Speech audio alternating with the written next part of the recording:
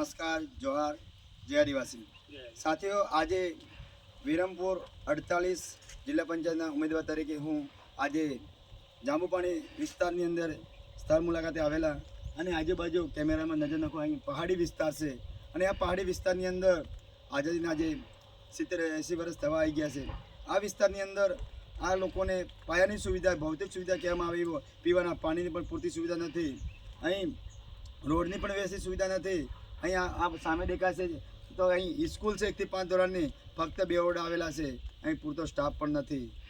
અહીં આરોગ્યની સુવિધાની વાત જ નહીં કરવાની, અહીં આરોગ્યની સેવા નહીં મળતી અને આઝાદીને આટલા વર્ષ થઈ ગયા, અમૃત મહોત્સવ ઉજવી રહ્યા છે।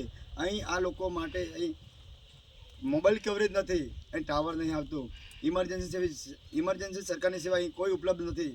તો મારું એ જ માનવું છે કે આજ દિન સુધી કોંગ્રેસ ભાજપના લોકોએ અહીં શું કર્યું છે?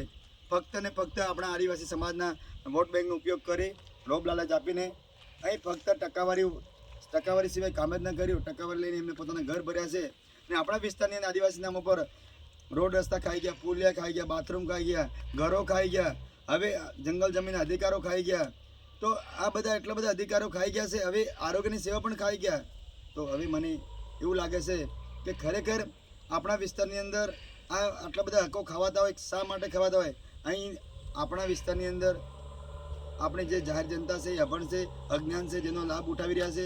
તો આ વખતે અમે નક્કી કર્યો કે કોંગ્રેસ ભાજપને સાઈડમાં રાખીને આમ આદમી પાર્ટીની અંદર અમે જે ઉમેદવારી નોંધાવી છે અને અમે આ વખતે આમ આદમી પાર્ટીને લઈને મજબૂતમાં જનતાનો અવાજ ઉઠાવવાના છીએ અને ગામડે ગામડે ફરીને લોકોને હક અધિકારની વાતો કરવાના છીએ। અને આ વખતે જનતા પણ મૂડ બનાવી ચૂકી છે અને આજે અમે જ્યાં જઈએ ત્યાં લોકોનો સારો આધાર મળે છે, સારો ભાવ મળે છે અને લોકો પણ હવે આ કોંગ્રેસ ભાજપ કરીને કંટાળેલા છે। આ વખતે આમ આદમી પાર્ટી ઝાડુને બટન દબાવવા માટે તૈયાર થઈ ગયા છે અને અમે પણ લોકોના કામ કરવા માટે તૈયાર છે। તો અમે સૌ સાથે મળીને આ વખતે તાલુકા જિલ્લા લેવલે આમ આદમી પાર્ટી ઝાડુની સરકાર બનાવવા જઈ રહ્યા છે। તો આપણે પણ હું આપણી જાહેર જનતાને